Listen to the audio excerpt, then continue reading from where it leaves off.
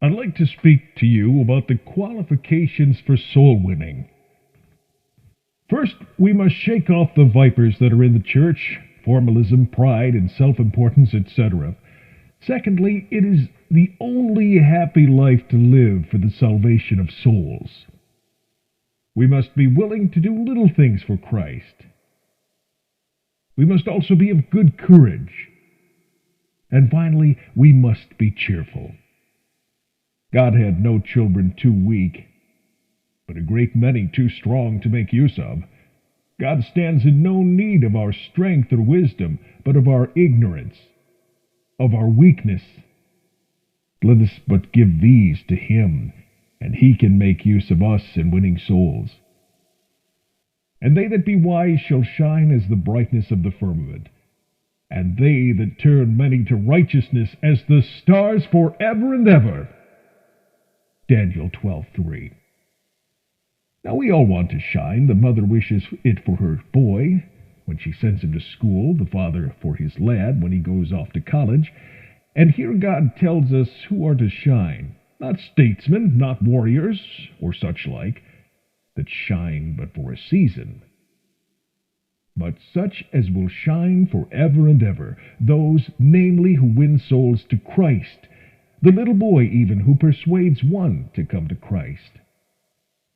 Speaking of this, Paul counts up 5 things, 1 Corinthians 1:27 through 29, that God makes use of.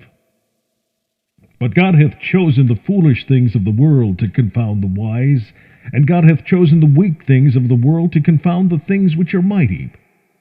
And the base things of the world, and the things which are despised hath God chosen, yea, and things which are not, to bring to naught things that are, that no flesh should glory in His presence. The weak things, the foolish things, the base things, the despised things, and the things which are not, and for this purpose, that no flesh might glory in His sight. All 5 being just such as we should despise. He can and will use us just when we are willing to be humble for Christ's sake. And so for 6,000 years God has been teaching men. So with an ass's jawbone Samson slew his thousands. Judges 15:15. And he found a new jawbone of an ass, and put forth his hand, and took it, and slew 1,000 men therewith. So at the blowing of ram's horns the walls of Jericho fell. Joshua 6:20.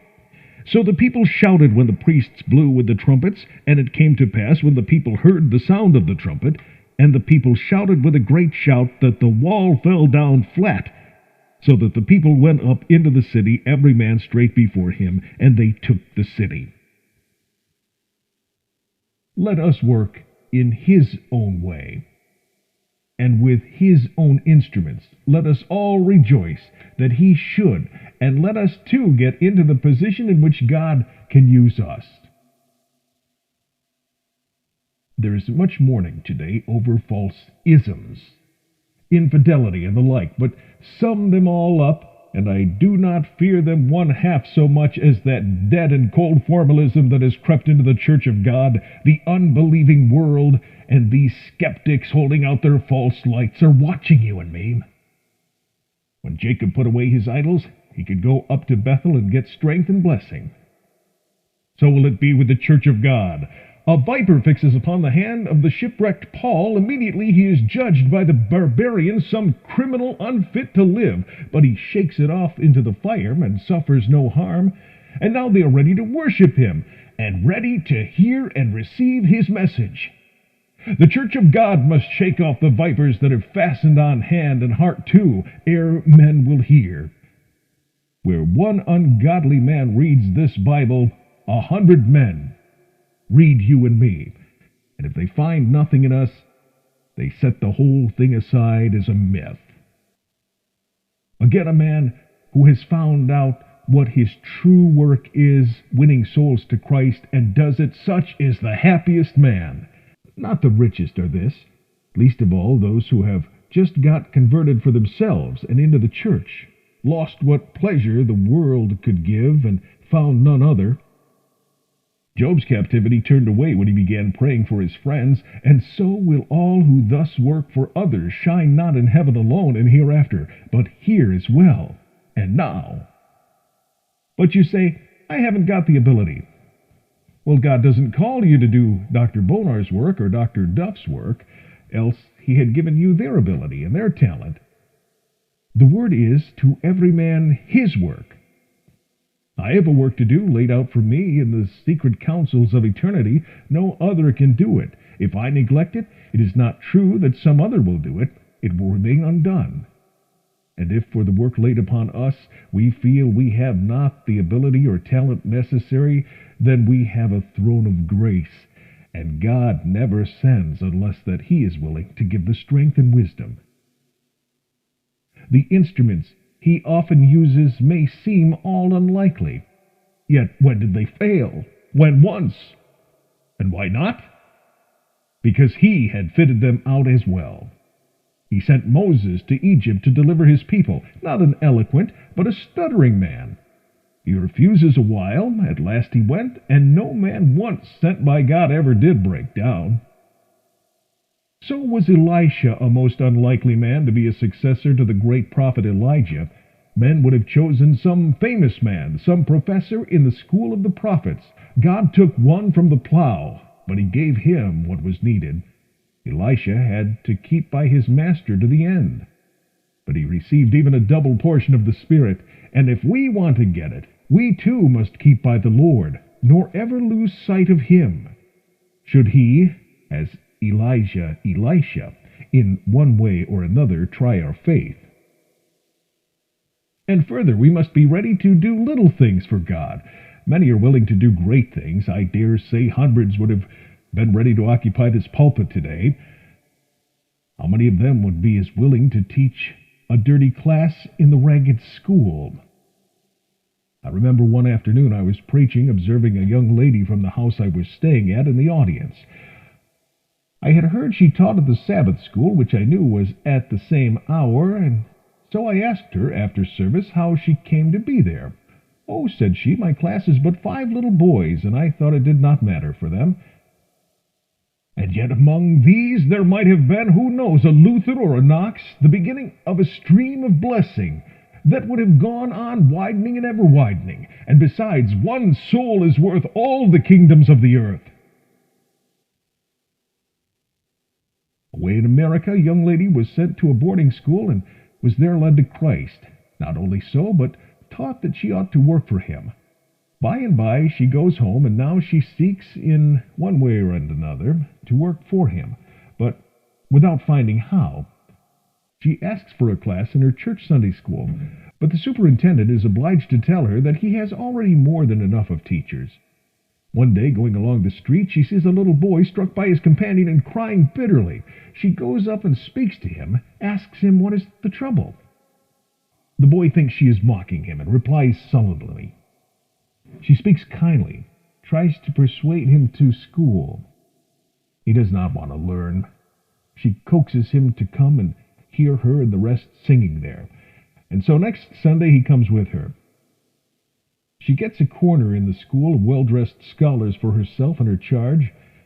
He sits and listens, full of wonder. On going home, he tells his mother he has been among the angels. At first, at a loss, she becomes angry when a question or two brings out that he has been to a Protestant Sunday school, and the father, on coming home, forbids his going back on pain of flogging. Next Sunday, however, he goes and is flogged, and so again, and yet again, till one Sunday he begs to be flogged before going, that he may not be kept thinking of it all the time. The father relents a little and promises him a holiday every Saturday afternoon if he will not go to Sunday school. The lad agrees, sees his teacher, who offers to teach him then. How many wealthy young folks would give up their Saturdays to train one poor ragged urchin in the way of salvation? Sometime after, at his work, the lad is on one of the railway cars. The train starts suddenly. He slips through. The wheels pass over his legs. He asks the doctor if he will live to get home.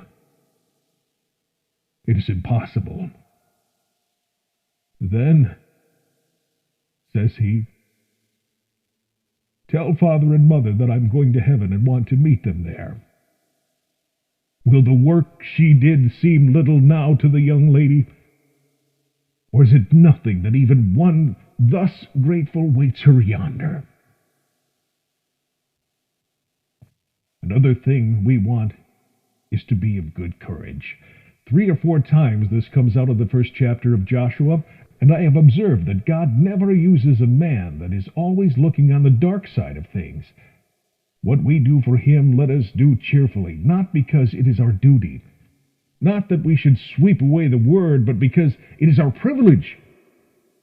What would my wife or children say if I spoke of loving them because it was my duty to do so? And my mother, if I go to see her once a year, and were to say, Mother, I am come all this way to discharge what feel to be my duty in visiting you?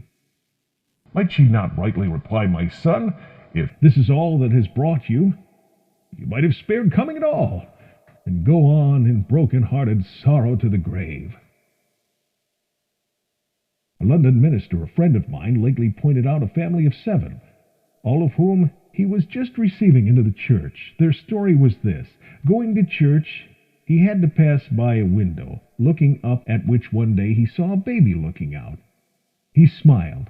The baby smiled again.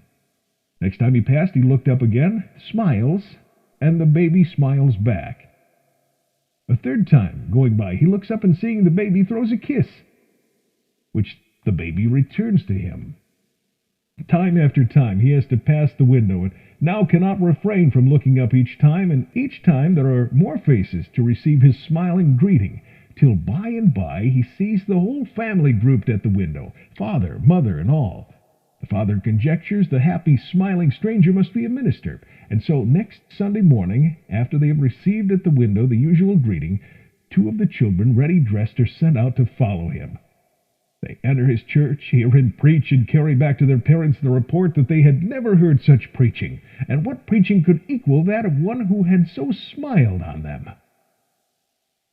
Soon the rest come to the church too, and are brought in, all by a smile.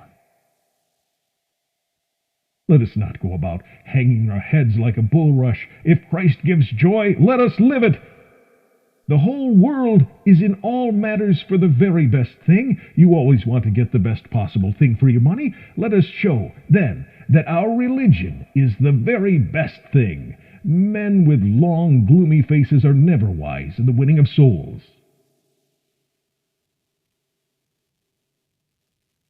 I was preaching in Jacksonville, and at the house in which I stayed, my attention was attracted by a little boy who bore a different name from the household, and yet was in all things and in all respects treated as one of themselves.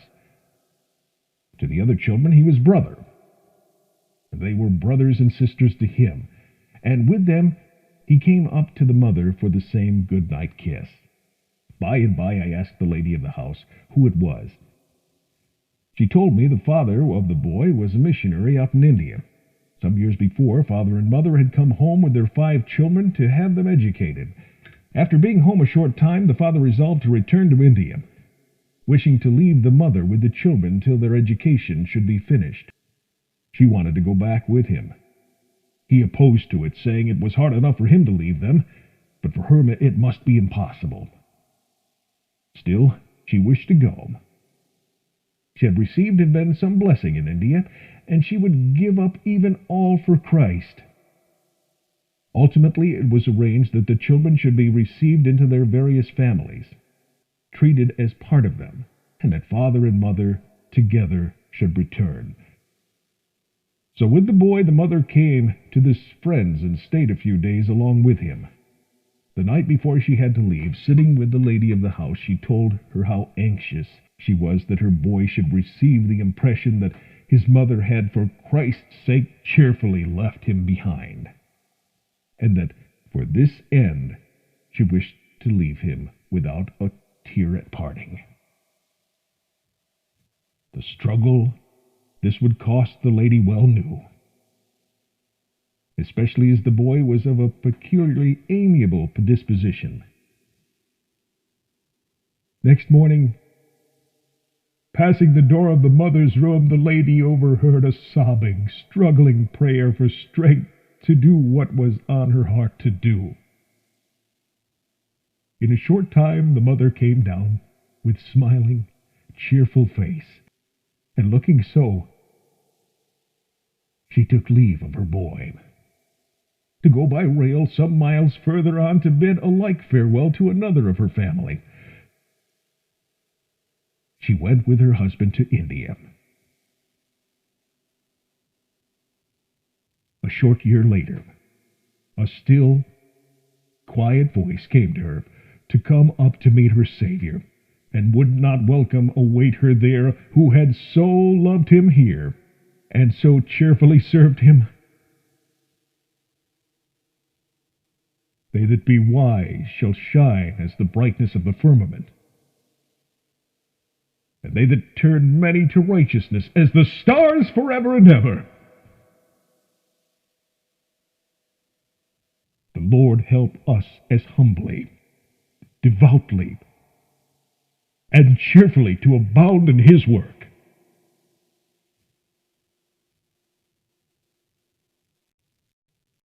I'd like to speak to you about the qualifications for soul winning. First, we must shake off the vipers that are in the church, formalism, pride, and self-importance, etc.,